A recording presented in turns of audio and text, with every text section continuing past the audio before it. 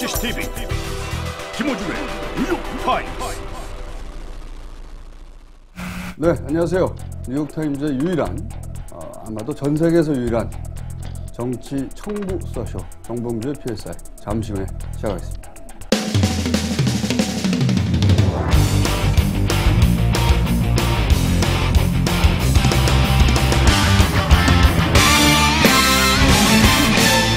대한민국의 정치 현황을 진단한다. 정봉주의 PSI. 안녕하십니까. 예, 안녕하세요. 네, 17대 의원. 예. 전 의원. No. 전 의원인 상태가 이제 만으로 3년이 넘었어요. 아, 넘었어요. 제일 힘들 때예요, 지금. 이제 턱밑까지 와갖고, 네. 진짜 힘들어요, 지금은. 1년 남았죠. 그렇죠. 경제적으로도 힘들고, 이제 또, 1년 남았으면 바로 코밑까지 온 거거든요. 턱밑까지. 그렇기 때문에, 지역구 관리도 해야죠. 지역구 다니면서 인사도 해야죠. 그러니까 이제 그 3년이 아니라 8년이 되기까지 1년이 남은 거죠. 이게 뭔 얘기예요? 당선을 보장할 수 없지 않습니까? 당선되는 건 뭐 기정사실인 거고. 제 생각에는 1년 후에도 계속 이 방송을 하고 있을 것 같아요. 아주 고춧가루를 뿌리시는구만. 당선이 되면 못 하시죠, 이제. 네. 당선이 되면 이제 뭐 다른 방송 해야죠. 그 KBS, MBC, SBS, 혹은 케이블 TV. 예. 그런데 이제 불러주죠. 우리 김어준 총수와 함께. 둘이 와라. 저는 못 나갑니다. 시사에 관련된 이야기는 공중파에서 하면 바로 잘려요. 예. 그렇기 때문에 잡소리 그만하고요. 자, 이번 주는 벌써 이제 재보선이 코앞이기 때문에 그리고 이제 이제 선수들이 다 확정됐지 않습니까? 그렇죠. 네, 확정됐기 때문에 이 재보선을 다시 한번 짚어봐야 될 것 같아요. 단일화도 됐고, 예. 그리고 엄기영, 최문수 후보 각각 확정됐고, 그리고 이제 분당에서도 손학규, 강재섭 확정됐습니다. 예. 우선 한번 짚어보죠. 강재섭, 손학규. 여기가 뭐랄까요? 민주당이 가장 불리한 지역 아닙니까? 그렇죠. 현재로서는 강원도가 가장 불리한 지역으로 나오고. 여론조사 결과. 여론조사 결과는 강원도가 차이가 좀 많이 나죠. 그렇습니까? 그리고 분당 같은 경우는 여론조사상으로는 엎치락뒤치락 하고 있는데. 엎치락을 한 적이 있어요? 있죠. 아, 그래요? 네. 그 여론조사 기관, 공개된 여론조사 기관에서 손 대표가 이기는 경우로 나온 거 발표난 것도 있죠. 그런데 이제 그 문제는 뭐냐면 이제 두 가지 양날의 칼을 이제 다 갖고 있는 건데 그 여론조사가 어쨌든 KT에 등록된 사람들을 그렇죠. 갖고 네. 여론조사를 한 거기 때문에 무선 전화로 하니까. 예, 네. 대체로 지금까지 결과를 보게 되면 숨어있는 지지율이 작게는 7%에서 많게는 12% 정도까지 숨어 있다. 여론조사 결과가. 그러니까 라고 민주당이 추정하는 겁니까? 아니면 여론조사 전문 기관들이 6.2 지방선거나 그 전에 선거 여론조사를 하고 그 이후에 결과를 개봉하고 난 다음에 그 편차를 본 거죠. 그래서 그 전에는 6.2 지방선거 전까지만 해도 숨어있는 4%라고 했었는데 6.2 지방선거를 지나면서 숨어있는 7%에서 12%까지 보는 거예요. 그러니까 KT에 등재되어 있는 사람들이 대답하는 것이, 응답하는 것이 실질적 여론조사하고 많이 차이가 나는 거죠. 보통 이제 그 시간대 집에 있는 사람들의 연령대라는 게 그렇죠. 예. 뭐 한정돼 있으니까. 한정되어 있고, 예. 그다음에 이제 젊은 분들이 없으니까 젊은 사람들 조사해서 인구 편차 보정을 해야 되니까 막 한 서너 배 곱해버리고. 우리가 이 방송 나갈 때는 21일이기 때문에 사실 여론조사 결과를 구체적으로 얘기하게 되면 선거법 위반입니다. 그렇죠. 숫자를 말할 수 없고. 예, 숫자 말할 수 없고. 말하시려면은 표준 편차까지 다 얘기해야 돼요. 다 얘기해야죠. 근데 그런 우리가 잘 모르니까 그걸 얘기하지 말아야죠. 네. 그래서 이긴 것도 한두 군데 나오고. 근데 이제 우려되는 거는 그래서 숨어 있는 것까지 하게 되면 여긴 좀 유리한 거 아니냐라고 볼 수 있지만. 근데 이제 그건 투표율이 지난 지방선거 정도는 돼줘야. 그렇죠. 그래서 적극적 투표 의향층을 보면 역시 분당도 우리가 좀 밀리는 거로 나오죠. 적극적 투표 의향층. 그래서 가장 안 좋은 데는 강원도. 강원도 뭐 10포인트 이상 차이가 나는데 또 이제 강원도는 긍정적인 측면이 점차 좁혀져 가고 있고. 지난번에 이광재 도지사 같은 경우는 선거 하루 이틀, 2, 3일 앞두고 14%까지 벌어진 것도 있었거든요. 그런 거 보면은 지금 뭐 10포인트 벌어진 게 아직 선거운동이 이제 본격적으로 시작됐는데, 그럼 따라갈 수 있는 거 아니냐. 라고 하고, 그 다음에 여전히 강원도는 더 많이 숨어 있다.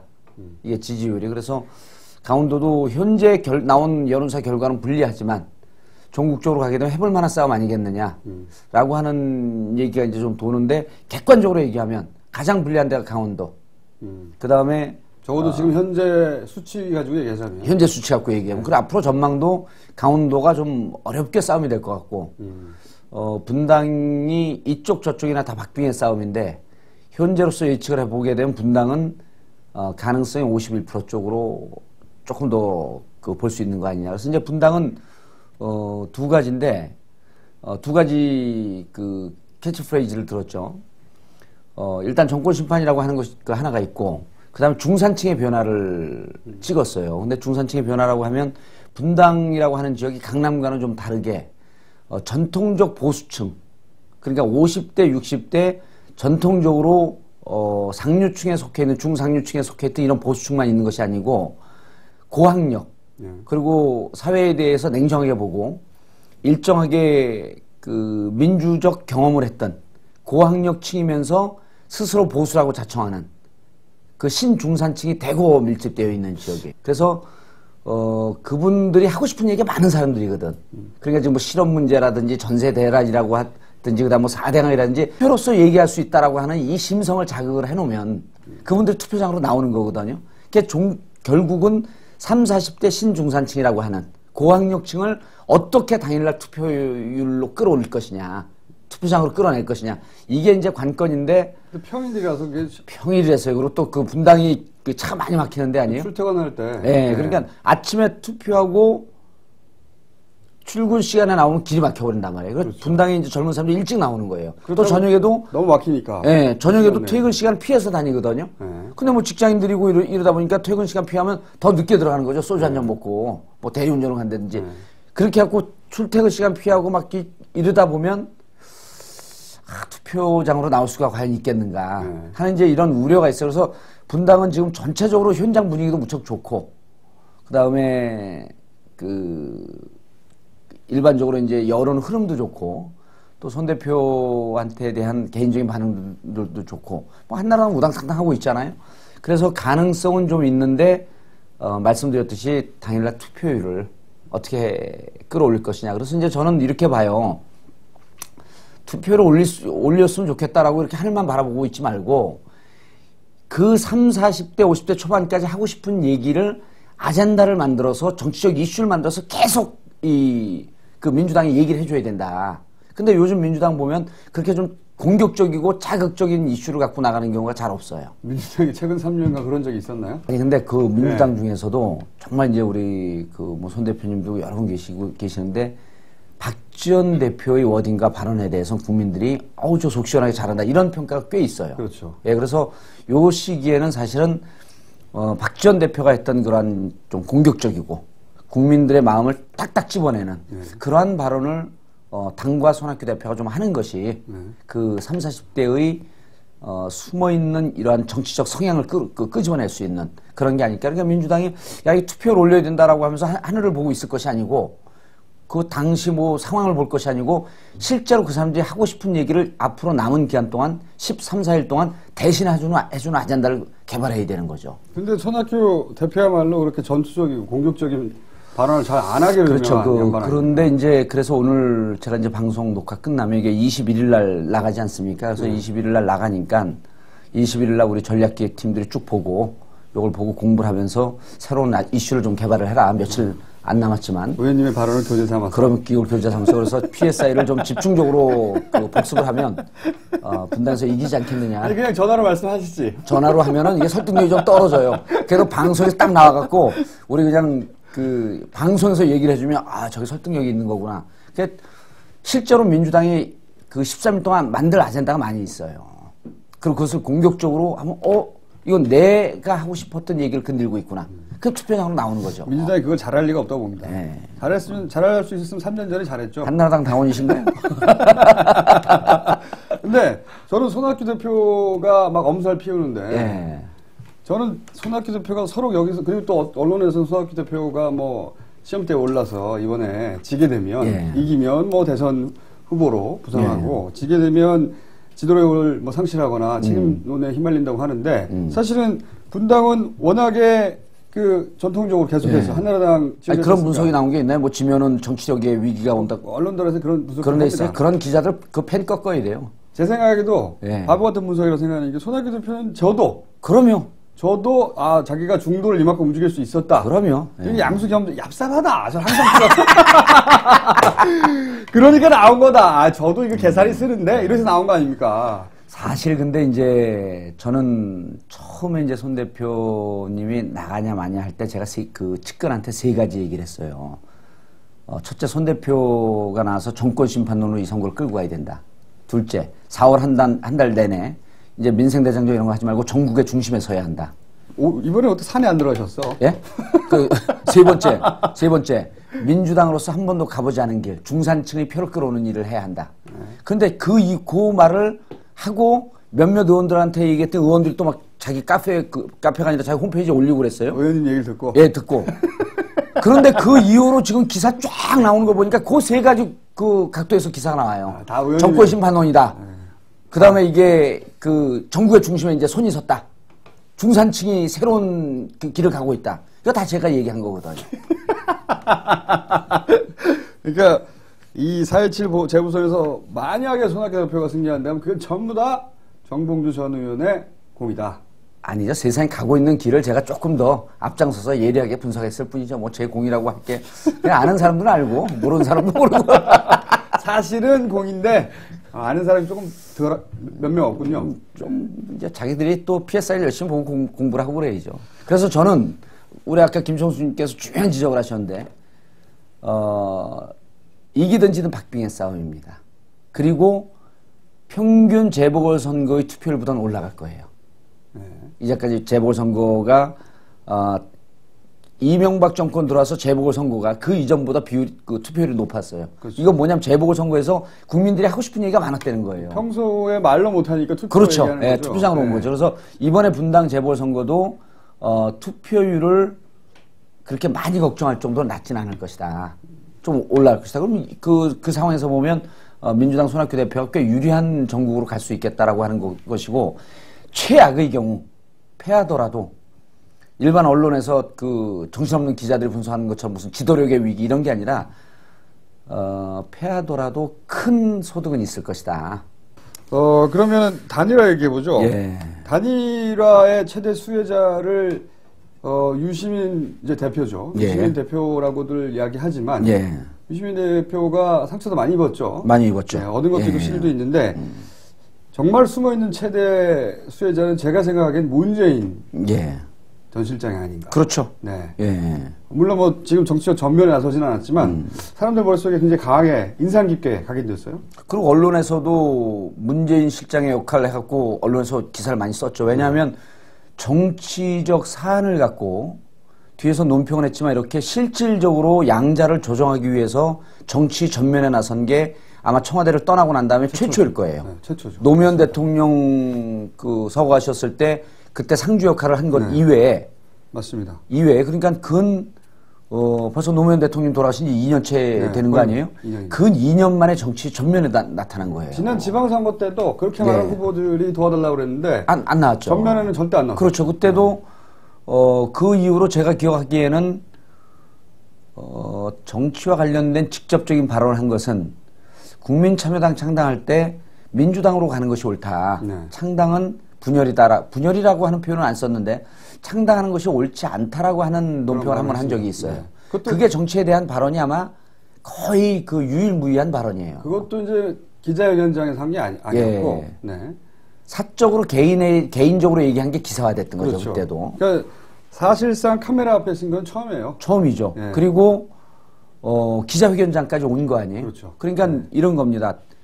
양측에 각기 다른 이견이 있는데 먼저 국민참여당에게 그쪽 분들하고 이제 더 친하고 가깝고 그러니까 국민참여당에게 시민사회운동단체에서 조정한 중재안을 받아라. 그러니까 거기서 유시민 대표가 그렇게 하기 어렵습니다. 못 받겠다라고 한 뜻을 직접적으로 표현한 거 아니에요?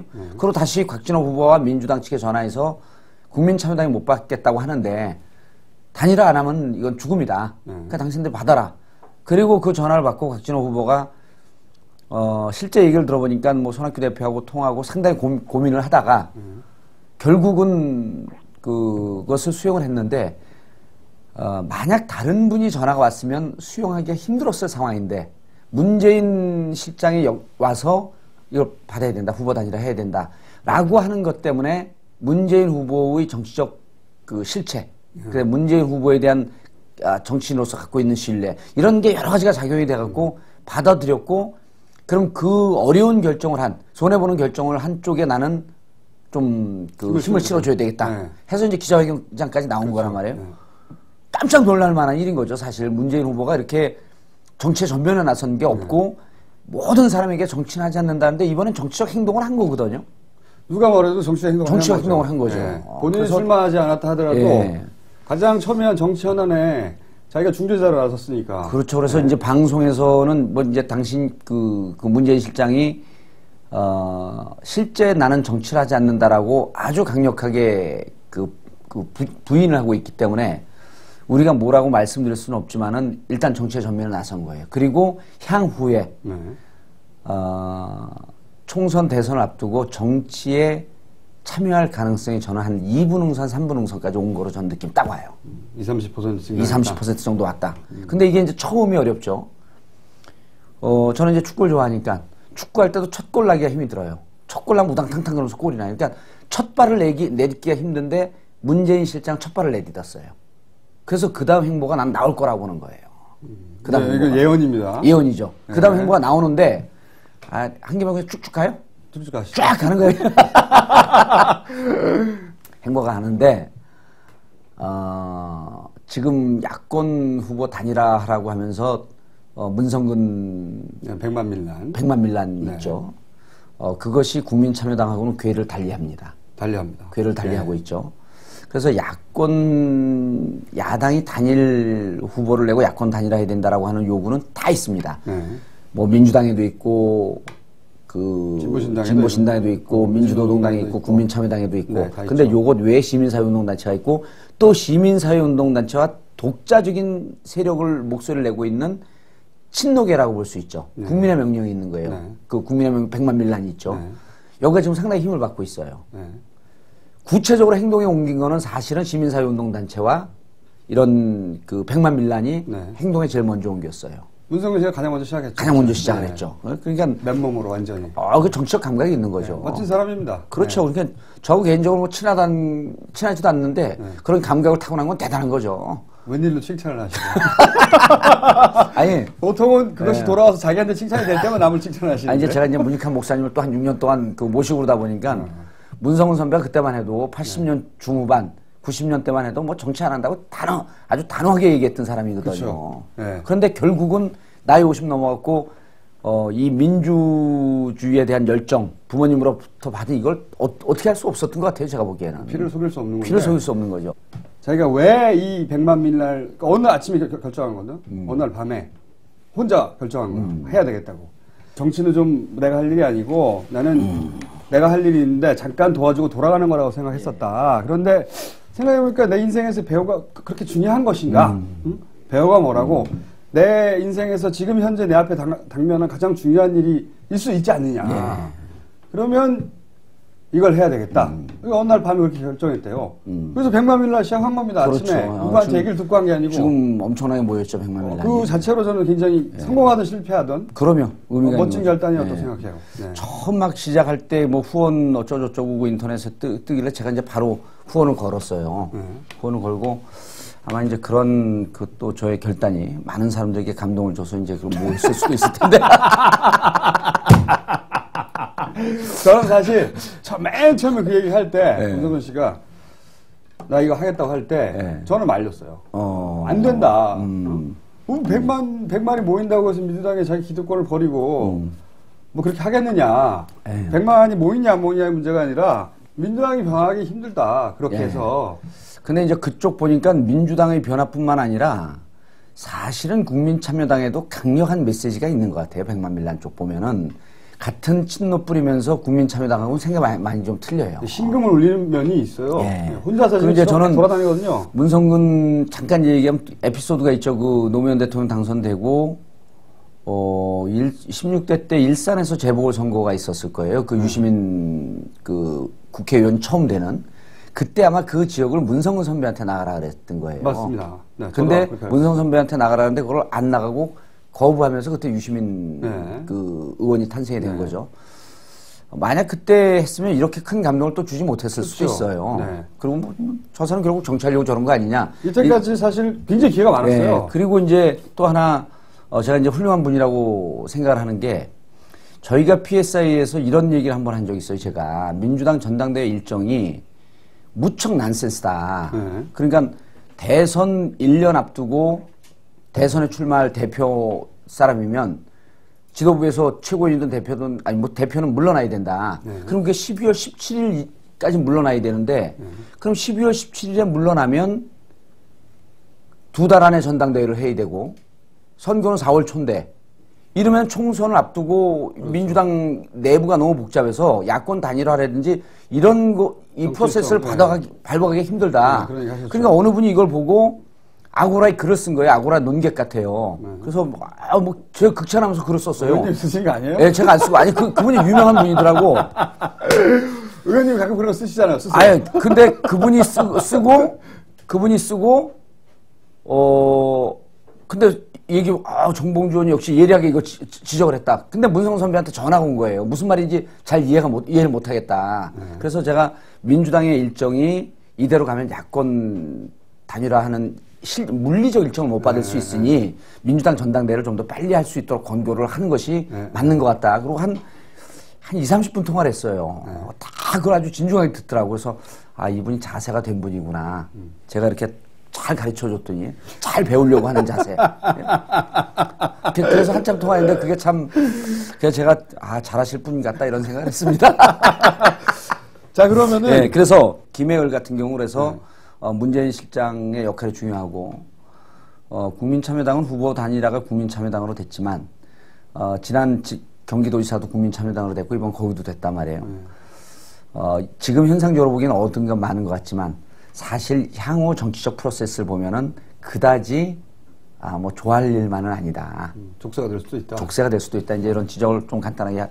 예를 들어 단일화 방식을 이번에 그 여론조사로 했는데 국민참여당이 자신들에게 유리한 여론조사 100%를 했잖아요. 네. 총선 때 갖고 이젠 또 우리한테 1년 후에. 1년 후에 우리한테 유리한 방법이 또 다른 게 있으니 다른 걸로 바꾸자. 이렇게 얘기하기 어려운 거죠. 근데 사실은 전국적으로 보면 여론조사하면은 민주당한테 밀리겠죠. 다 밀리죠. 국민참여당에서는 여론조사에서 이길 수 있는 인물은 지금 그 대표적인 인물이 유시민, 천호선, 이재정 이쯤 되는 거 아닙니까?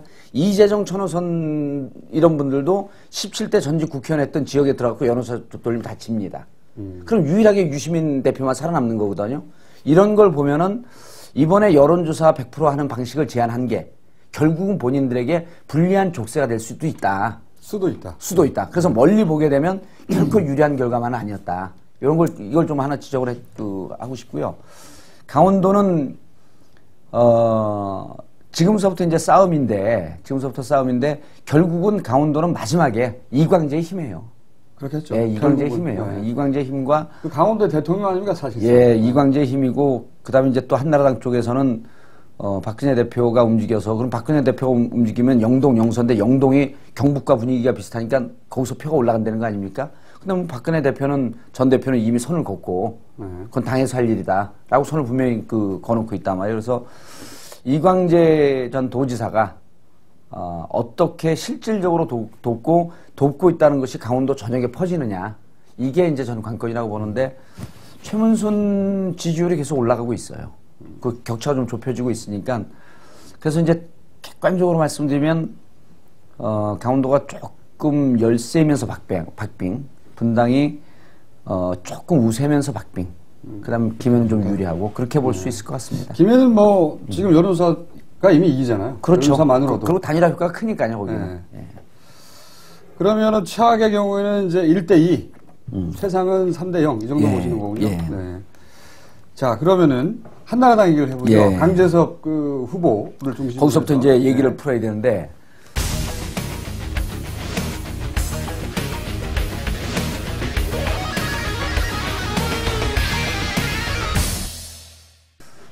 강재섭 후보를 민 당 지도부는 없어요.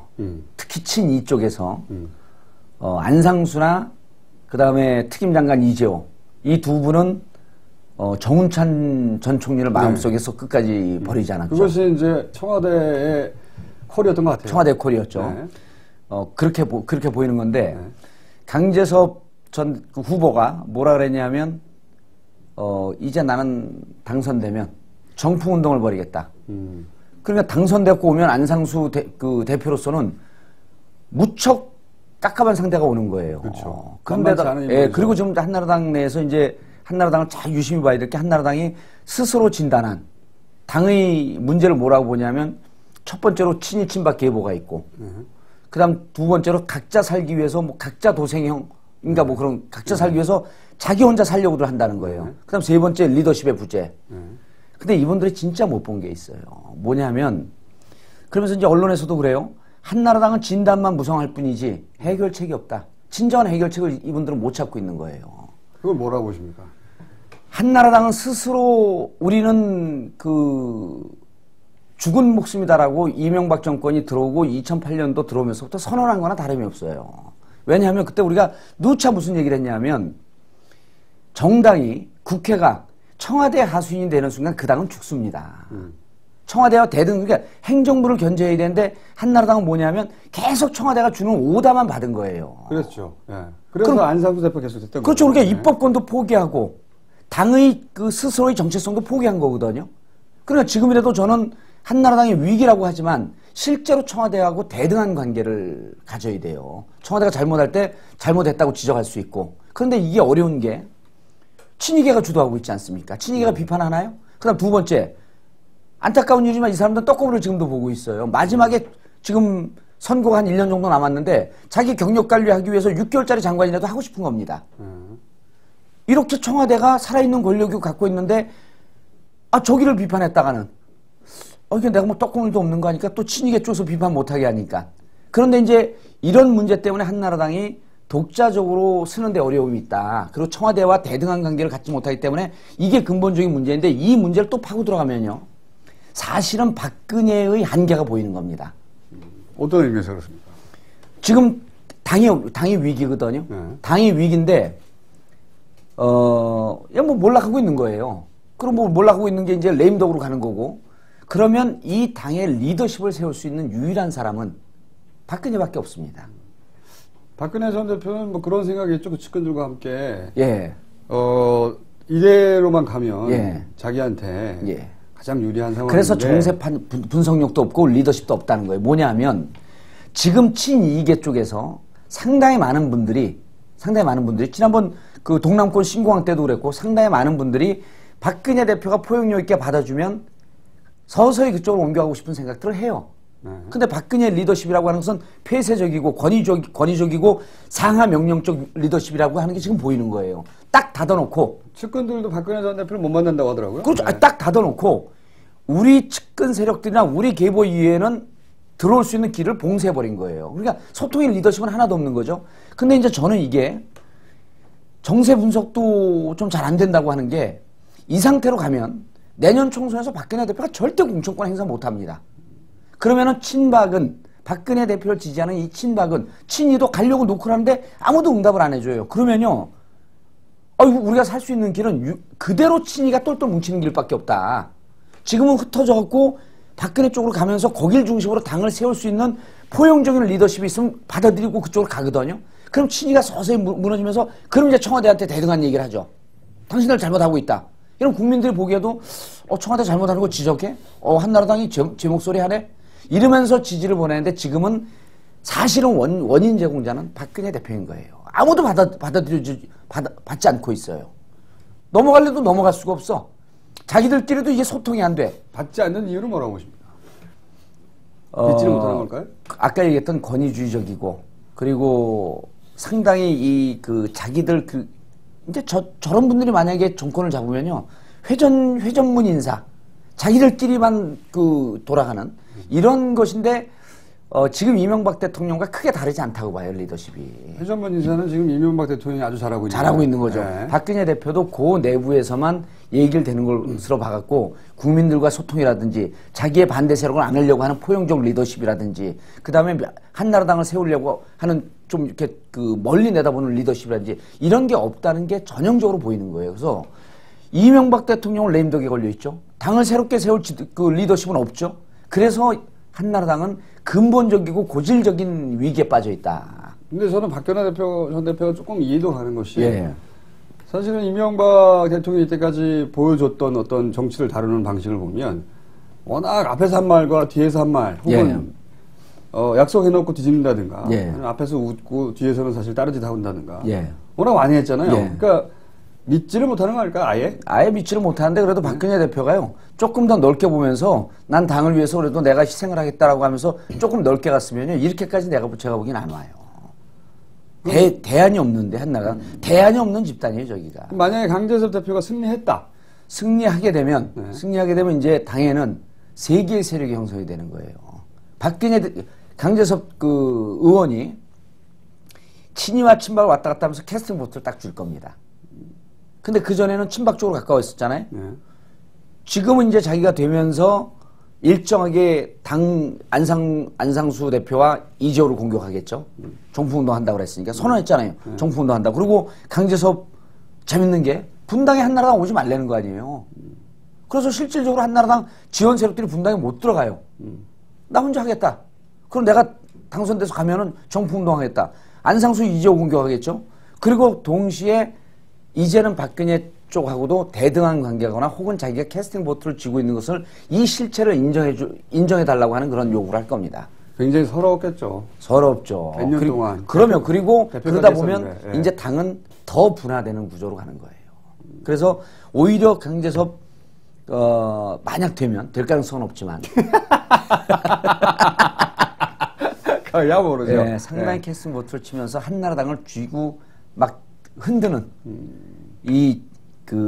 지진의 진원지가 될 것이다. 그러면 민주당 입장에서 보자면 강재섭 대표가 얘기 더 안 내요. 그러진 않죠. 그러지 않죠. 그러니까 이제 안상수 대표 입장에서는 깝깝한 거예요. 한나라당이 이겨야 되는데. 그런데 이기자니 괴력 같은 사람이 들어올 거고, 눈에 가시 같은 사람이 들어오는 거 아니에요? 그렇죠. 그래서 지금 한나라당으로서는 당대표도 굉장히 독한 사람 아닙니까? 당대표로서도 지금 길이 없고, 그 다음에 이 당을 새롭게 잡아가는 리더십으로서도 길이 없고, 지금 권력을 잡고 있는 쪽은 좌충우돌하고 있고, 이런 정당이 세상에 어디 있습니까? 근데 정운찬 전 총리가 사실은 분당에 못 나가는 걸 보면서 저는 정말로 내임력이 있나 보다. 예. 대통령이 밀었잖아요. 대통령이 아무래도 차기 대선에 자기 사람으로 후보군 하나로 키우려고 계속 노력했지 않습니까? 그런데 결국 못 나간 거잖아요, 이번에도? 그렇죠. 예. 그리고 이제 한나라당 그 와중에 존재감 없는 한나라당을 와해시키는 또 하나의 세력이 있어요. 정몽준. 전혀 존재감이 없어요. 그분은 맨날 친이와 친박이 싸워서 당이 이렇게 된다 그러거든요. 근데 그 뒤에 줄 서 있는 의원들이 하나도 없어. 그럼 뭐 하자는 거예요? 대권 주자로서 자기 이 존재감을 자꾸만 부각시키려고 하는데 아무것도 없는 거예요. 그러니까 한나라당은 서로 간에 팀킬 현상이 지금 들어간 거예요. 서로 간에 비판하고 서로 죽이는 것밖에 없는 거예요. 그러기를 바라시는 거구나. 요 얘기는 여기까지 하고요. 시간이 안 남았기 때문에 요 사안 하나만 더 짚고 넘어가죠. 굉장히 재미있는 뉴스가 하나 있었어요. 그렇죠. 다스. 다스. 예. BBK와 연결돼서 굉장히 시끄러웠던 다스. 여기가 이명박 대통령의 소유이냐 아니냐. 다 BBK하고 연결돼 있죠. 도곡동 땅하고도 연결돼 있고. 도곡동 땅 판돈이 다스로 들어가고. 그렇죠. 다스에서 또 돈이 190억. 그때 김원준 총수가 지정한 게 맞았어요. 190억인데 50억은 돌려받고. 그렇죠, 나중에. 140억을 돌려받지 못해서 반환 소송을 하고 있는 거죠. 어쨌든 다스에서 또 190억이 BBK로 들어갔고. 그렇죠. 그래서 도곡동 땅이 만약에 이명박 대통령의 것이면 다스도 이명박 대통령의 것이고 BBK도 이명박 대통령의 것이다. 이렇게 연결되는 사안인데 물론 이명박 대통령은 아니라고 하고 있죠. 근데 굉장히 재미있는 일이 최근에 벌어졌습니다. 이명박 대통령이 이제 재산을 환원한다고 청계재단을 세웠어요. 그렇죠. 사회 환원한다고.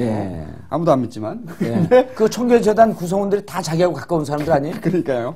그리고 가족도 있어요. 예, 가족도 있고. 이게 뭐 재단이야. 그러니까 자기가 갖고 있던 윗주머니에 있던 돈을 이제 사회 화나 한다 그래서 내놔야 되는데 그렇죠. 그걸 뒷주머니에다 꽂아버린 거예요. 예.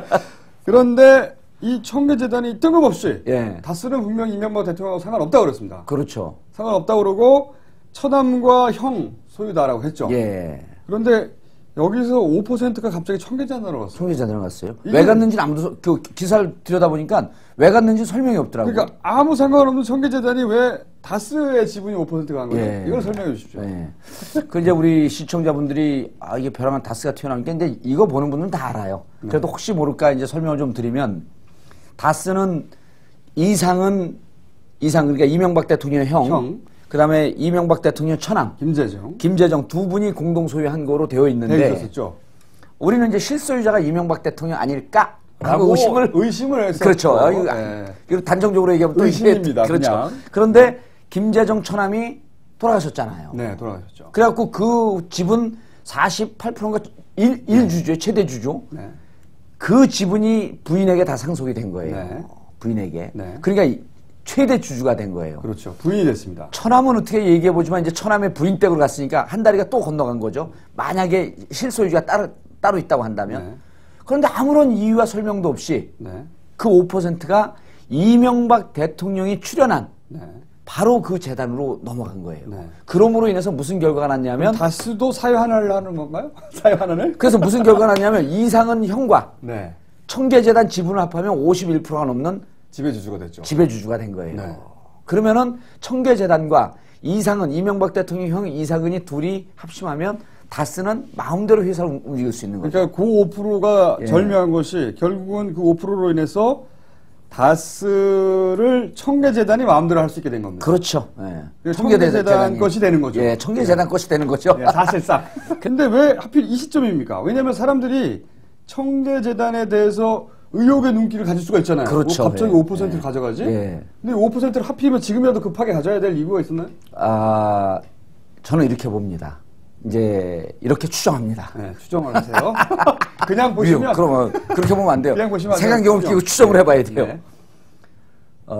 BBK에 대한 네. 법적인 관계는 지난번 말씀하셨듯이 끝났죠. 정리가 되고 있잖아요. 네. 끝나진 않았어요. 네. 김경준이 미국에 추방되는 것이 끝이죠. 종결자야. 네. 종결되는 과정이에요. 그런데 그 미국으로 추방될 수 있는 법적 과정은 다 마련돼 있어요. 네, 시간만 보고 있겠죠. 계속 말씀하셨고. 자, 그럼 이제 네. 법적으로 정리가 됐어요. 네. 추방만이 남았죠. 예, 그러면 다스라고 하는 회사는 현대 하청회사 아닙니까? 납품회사죠. 예, 그리고 알짜입니다. 이명박 대통령 현대 회장 출신이고 네. 다스가 이명박 대통령의 힘이 없이 현대에다가 납품을 할 수 있을까? 아니, 하는 의혹을 가져보는 거죠. 그렇죠. 우리는. 그것도 당연한 예. 이게 처남과 형이 무슨 상관이 있다고. 그렇죠. 아무 상관없는 아무 거죠. 상관없는 양반들이. 근데 다스는 현대 상당히 오랫동안 납품을 하면서 수익성이 높은 알토란 같은 네. 중소기업이에요. 네. 그런데 부인 처남 댁에게 넘어간 거예요. 네. 상관없죠, 사실은. 상관없는 건데. 처남 댁이 되면. 예, 없는데 그래서 이제는 법적으로 정리가 되어 있으니 무슨 재산 관계도 내부적으로 정리해야 될 시점에 온 거 아니냐. 재산 분쟁이 났나요?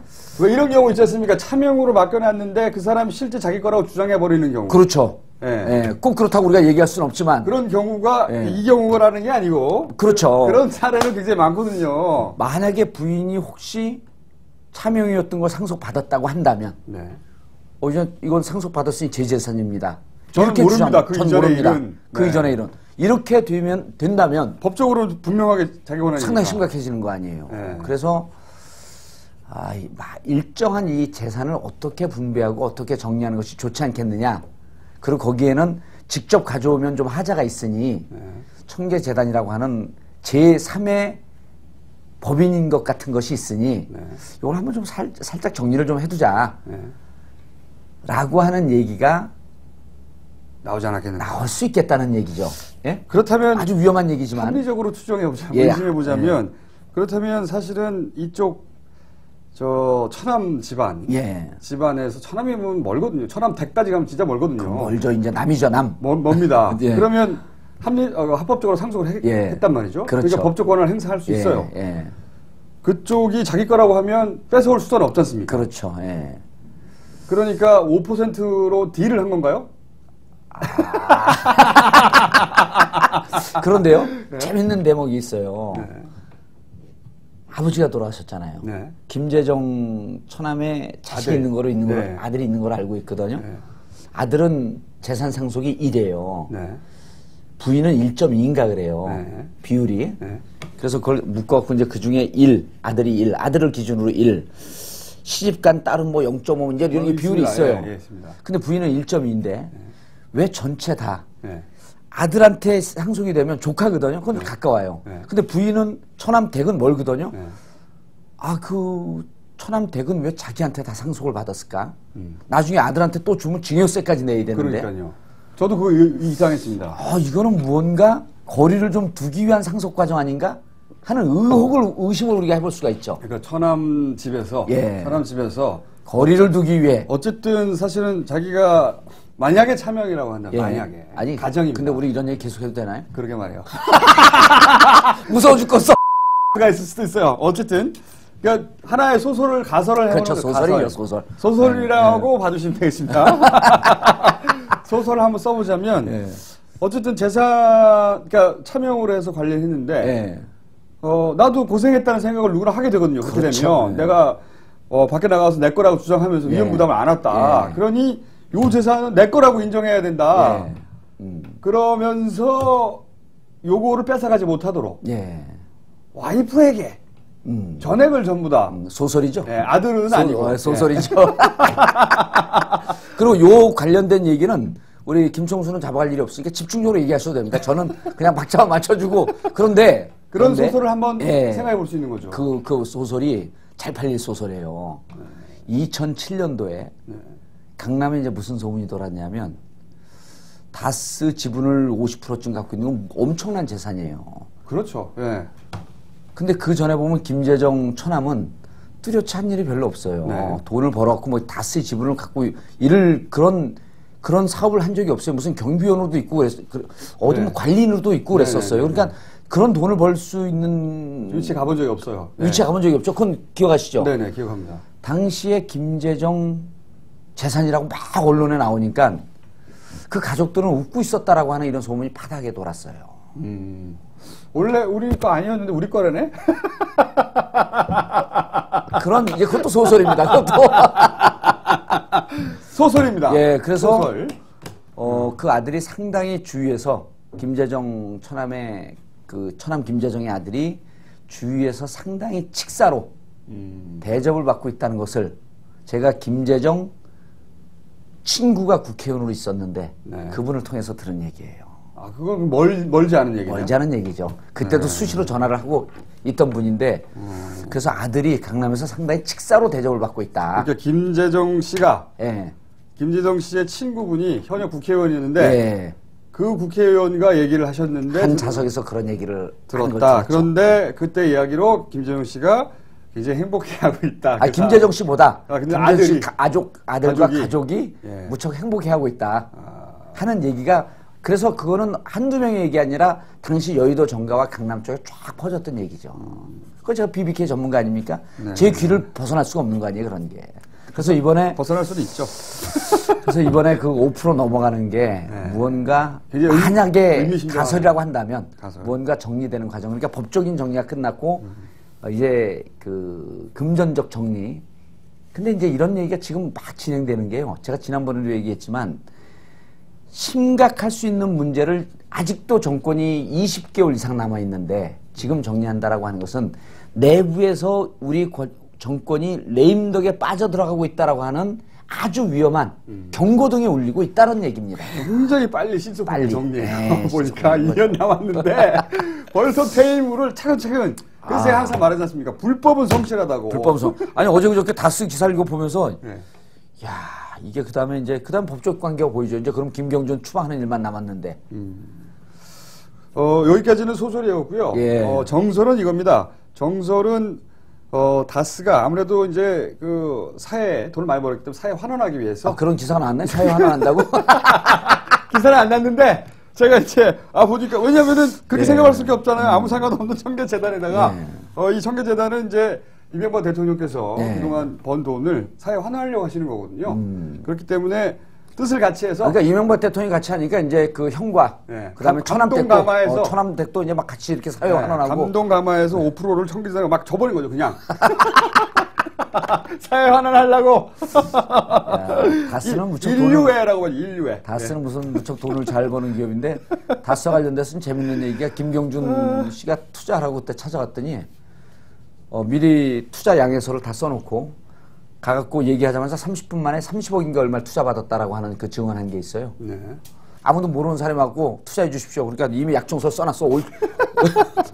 온다는 전화도 없었는데 갔더니 약정서 써놓고 역술인인가 보죠. 네, 30억인가 얼마 탁 내놔요.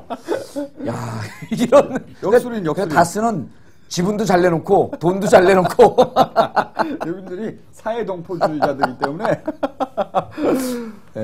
그렇게 생각하는 것이 정설입니다. 지금 이 시대에는. 그리고 저희가 앞에 얘기해 드린 거는 굉장히 가능성이 낮은 소설. 예. 그런데 이제 다스와 관련돼서 오늘 편집도 못해요. 편집도 못하고 이럴 때는 그냥 가는 거예요, 우리도. 그리고 제가 이렇게 쭉 들어봤는데 우리 김청수님 얘기를 들어봤는데 허위사실이나 이런 건 거의 발견되기 힘들고 뭐 소설이라고 했으니까 합리적 추정에 의한 그냥 소설. 그렇죠. 그리고 설사 법적으로 문제가 되더라도 우리 김총수가 이제 사회적 영향력이 낮기 때문에 별로 문제 삼지 않지 않겠느냐. 아니 저는 문제 삼아줬으면 좋겠어요, 이런 거는. 4.27 재보선거 이후는 야권 연대는 이제 또 탄력받아고 갈 텐데 한나라당이 어떻게 분화되는지를 지켜보는 것이 정치권을 제대로 볼 수 있는 키워드다. 일종의 변곡점이군요, 그때. 그렇죠. 아마도 열린우당하고 예. 과거에 민주당이 쪼개지듯이 예. 뭔가 하여튼 큰 사건들이 벌어질 수도 있겠군요. 당이 깨지진 않습니다. 그렇지는 않겠지만. 예, 당은 넘어가지 않습니다. 깨진 것과 마찬가지 상태. 그러니까 안 깨지고 안에서 싸우는 건 깨진 것보다 더 위험합니다. 안 깨지고 안에서 싸우는 거는. 그러면서 이제 또 나오는 전가의 보도, 단골 메뉴, 대통령 탈당하라. 이 사태에 대해서 책임지고 안상수 물러나고 안상수를 이제까지 리모트 컨트롤한 대통령 이제 탈당해라. 지도부 요구해라. 이 세 가지 얘기가 단골로 계속 나오는 거죠. 여기까지 이제 예언이었습니다. 바람을 담은. 예. 그 중에서 가장 재밌었던 거는 다스의 인류애. 다스가 얼마나 인류애가 넘치는가 하는 기업인 것을 오늘 확인했습니다. 듣고 땡기네. 오늘 여기까지 하겠습니다. 감사합니다. 예, 감사합니다.